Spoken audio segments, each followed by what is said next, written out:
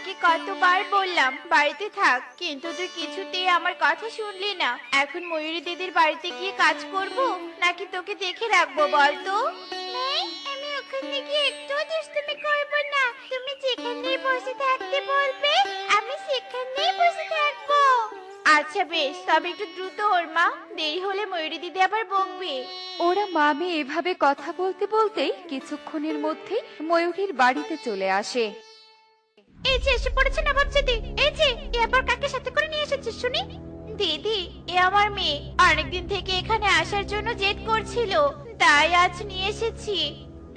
ঢং দেখলে পাচ্ছি না। তা তোর এই মেয়েকে দেখে রাখবি নাকি কাজ করবি শুনি? তোর মেয়ে যদি আবার আমার বাড়িতে কোনো দুষ্টুমি করে তাহলে তোকে আর তোর মেয়েকে ঘাট ধাক্কা দিয়ে বাড়ি থেকে তাড়িয়ে দিব, এ বলে দিলাম। ও কোনো দুষ্টুমি করবে না দিদি, সে দেখা যাবে। যা জলদি কাজে লেগে পড়। হ্যাঁ দিদি, যাচ্ছি। মা টুকি, তুই বাগানের পাশে গিয়ে বসে পড়। আচ্ছা ঠিক আছে মা। হাই হাই, ছাগল বাগানের গাছ খাচ্ছে। এই যা, কতগুলো গাছ খেয়েছে রে, আমি তো খেলার নেশে দেখতেও পাইনি। ছাগল কখন এসেছে? এই ছাগল, এই ভাগ ভাগ, হুস হুস, যা যা যা। ছাগল টুকির ভয়ে সেখান থেকে পালিয়ে যায়। আর ঠিক তখনই সেখানে ময়ূরী চলে আসে আর বাগানের গাছগুলো দেখে বলতে থাকে, হ্যাঁ সর্বনাশ রে, আমার বাগানের গাছগুলোর কি অবস্থা করেছে রে। এই করে বাচ্চা টুনি, দেখে যা তোর মেয়ে কি করেছে। দিদি, কি হয়েছে কি? আমার মেয়ে কি করেছে? তোর মেয়ে আমার এত সুন্দর বাগানের গাছগুলো ছিঁড়ে ফেলেছে। না না মা, আমি ছিঁড়িনি, একটা ছাগল এসে খেয়েছে। এতদিন ছাগল খায়নি, আজ এসে খেয়েছে? মিথ্যাবাদী মেয়ে, একদম মেরে গাল লাল করে দিব।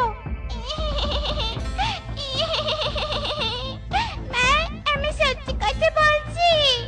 দিদি, ও এত সুন্দর গাছের ক্ষতি করতেই পারে না, কারণ ও গাছপালা অনেক বেশি ভালোবাসে। ও সত্যি বলছে দিদি।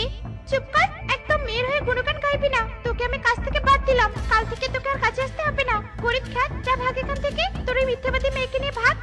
দিদি, এমন যে করো না, এই কাজের মাইনে দিয়ে আমি সংসার চালাই। মোড়ল দাদার খাজনা দেই, কাজ থেকে বের করে দিলে যে সব শেষ হয়ে যাবে। দিদি, একটু দয়া করো।